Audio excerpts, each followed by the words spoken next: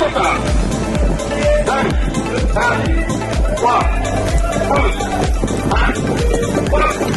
Bonjour à tous et bienvenue dans le 5e et dernier épisode de la quotidienne de Paris Turf qui nous emmène et qui continue de nous emmener vers le Prix d'Amérique qui se disputera dimanche à Vincennes. Donc ce matin j'étais à Grosbois pour vous ce vendredi, il faisait un peu meilleur, un peu plus clair déjà et un peu mieux au niveau de la température aussi puisqu'on avait environ 5 degrés.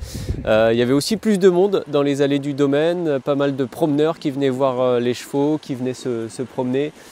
Qui venaient assister aux entraînements aussi, puisqu'il y avait encore des entraînements, bien sûr. J'ai pu notamment apercevoir Aérodarme en tout début de matinée. Le cheval était assez même très beau sur la grande piste avec Jean-Michel Bazir. Sachez qu'on a appris le forfait détonnant ce jeudi en soirée et c'est la grosse nouvelle évidemment malheureuse de cette période, la pré-Amérique.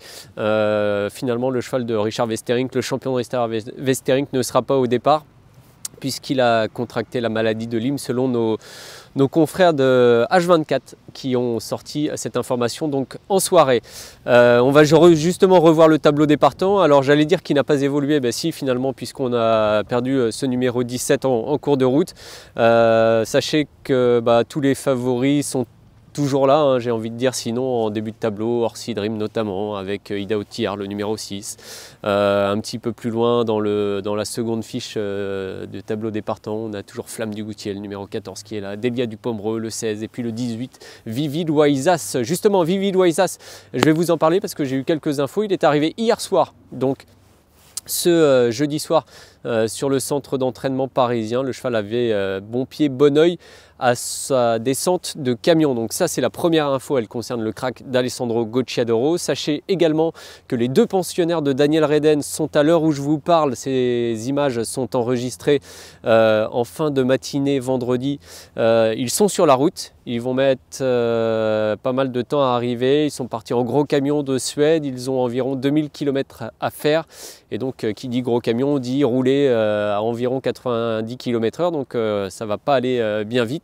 Les chevaux devraient arriver dans l'après-midi sur le centre d'entraînement. Donc, il y aura certainement une petite sortie samedi matin. Mais sinon, on va se diriger tout de suite vers les courses de dimanche pour Onemé Arras donc d'un côté et Dan Fanucci Z de l'autre. Voilà pour un peu l'ambiance générale qui règne sur le centre d'entraînement de Grosbois. On sent quand même une petite effervescence naissante par rapport au premier jour de la semaine et c'est plutôt agréable. Il y avait d'ailleurs pas mal de monde ce jeudi sur l'hippodrome de Vincennes aussi pour assister à la réunion internationale. Voilà pour les infos. Ce jeudi à Vincennes justement j'en ai profité pour aller prendre le pouls et voir ce qu'il s'y passait.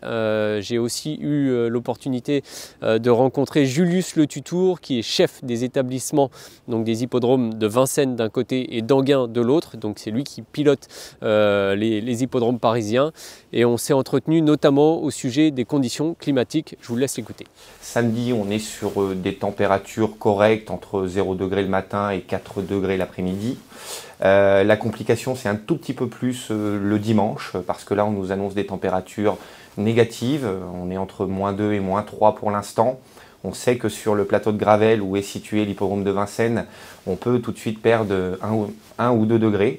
Donc là, on est en pleine collaboration avec les équipes, avec la direction technique et M. Mopa, pour prendre la meilleure décision. Mais en tout cas, pas d'inquiétude, on sait faire. En termes de conditions aussi, la journée de dimanche elle est particulière parce qu'il y a beaucoup de chevaux qui seront présents sur l'hippodrome. Alors il y a les ventes évidemment vendredi, il y a les courses samedi, il y a les courses dimanche. Et dimanche on a 11 courses aussi. Oui. C'est cas de figure très particulier. Comment vous arrivez à gérer tout ça ? On est en plein dedans. Le but est de faire de la place à tout le monde et que tout le monde soit bien installé, qu'il n'y ait pas de mécontentement. Donc en effet, 11 courses, c'est très gros pour Vincennes par rapport à son infrastructure qui va être limitée. Néanmoins, je sais que les solutions seront bonnes. Avec des infos importantes de la part de Julius Le Tutour, notamment au niveau de la fréquentation, puisqu'il y aura du monde. Voilà, c'est terminé pour la quotidienne de Paris Turf. J'espère que ce programme, ce format inédit vous a permis d'en savoir un peu plus sur les concurrents du Prix d'Amérique. Il a été enrichissant pour vous. Et puis je vais vous dire maintenant à ce week-end sur l'hippodrome de Vincennes, puisqu'on va désormais prendre la direction de l'hippodrome parisien. Alors non pas pour poursuivre cette émission qui s'arrête ce jour, mais maintenant pour vous faire vivre l'événement au cœur du Temple du Trot. À bientôt.